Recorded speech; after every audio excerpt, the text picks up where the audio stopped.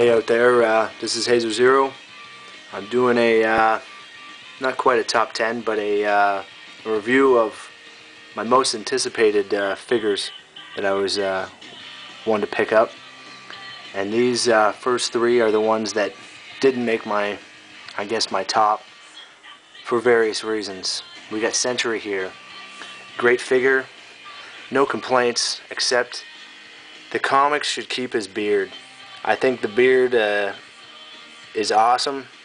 There's not too well. There's no figures out there really with any beards, and it doesn't really represent what's going on in the comics with Century right now. Other than that, super good. Next, it's Hawkeye. Excellent toy. There's no complaints, except you can't really put him in any other pose except for the pose he's in right now, or he can have the bow at his side. Like, great toy, great accessories, lots of arrows, even the one with Ant-Man on it. No real complaints, but just doesn't make the top of my list, I guess, for most anticipated, even though I waited a long time to pick him up. Moving on, I suppose. Next is my newest addition is Red Skull. Great figure, very, very happy I got him. Problem is articulation. He doesn't need to be super articulated with double jointed elbows and knees. I don't have a problem with that. He needs a pivot point in the shoulder or in the bicep so he can at least put his arms behind his back like a soldier does in a relaxed position or whatever they call it. No complaints, except for that. I've been waiting for a long time to pick him up. Other than that, he's a pretty good toy. Moving on to my more anticipated, preferred figures is, of course, the Sentinel. I have two. The fingers move. He's super big.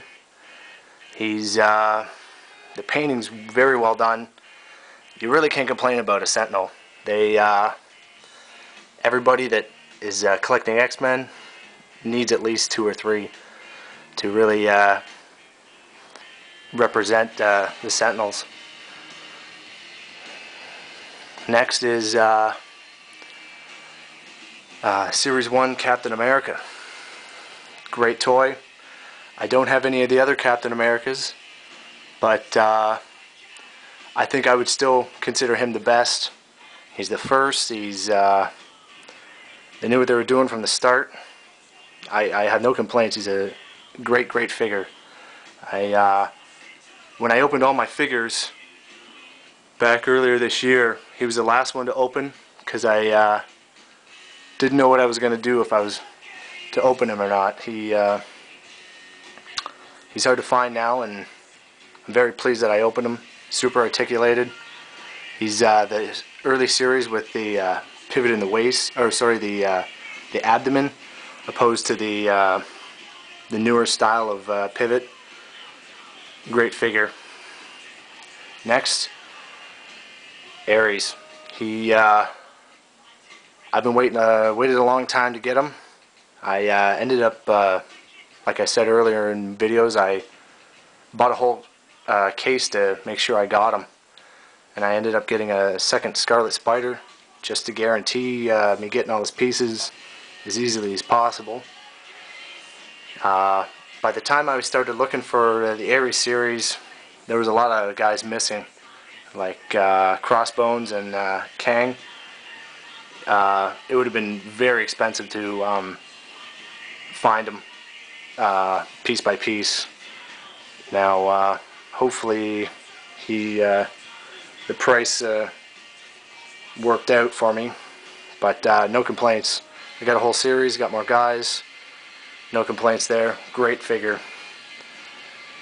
Dr. Octopus.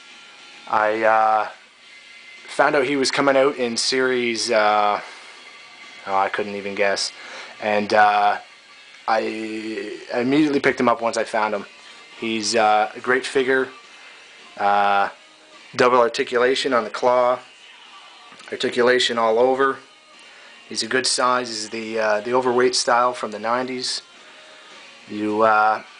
Everybody needs this type of Dr. Octopus. He beats out all the other Spider-Man versions that has come out since. Next is, of course, Juggernaut.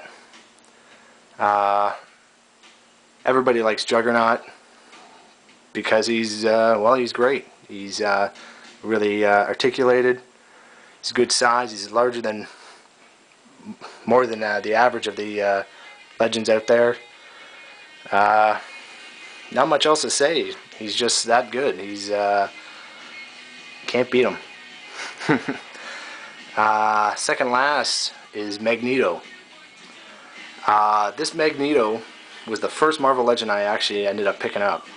I bought him, and I immediately went back out and bought, let me see, a Thor, a Series 2 Thing, and a Series 3 Wolverine that I've yet to open.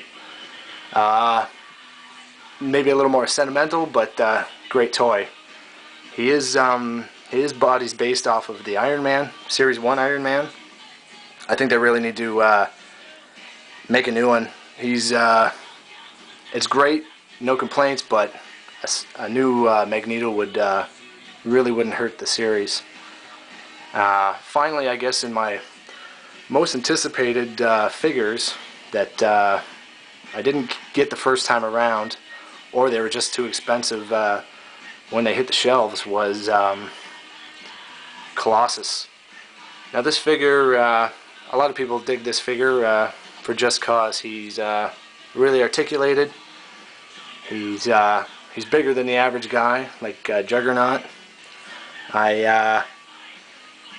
He was, when I picked him up, he was a little overpriced, but I was able to trade a variant Bullseye actually for him, and I paid Walmart prices for the Bullseye, so I'm very pleased for the price of when I picked up the Colossus. Can't be beat. This is easily my most favorite Marvel Legend. I can't say enough about this figure here.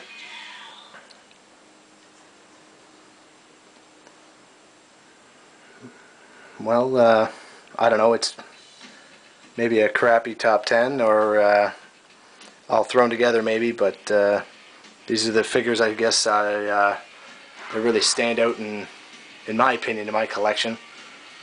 And I'm very, very happy to have them all. Oh, Octopus is falling over.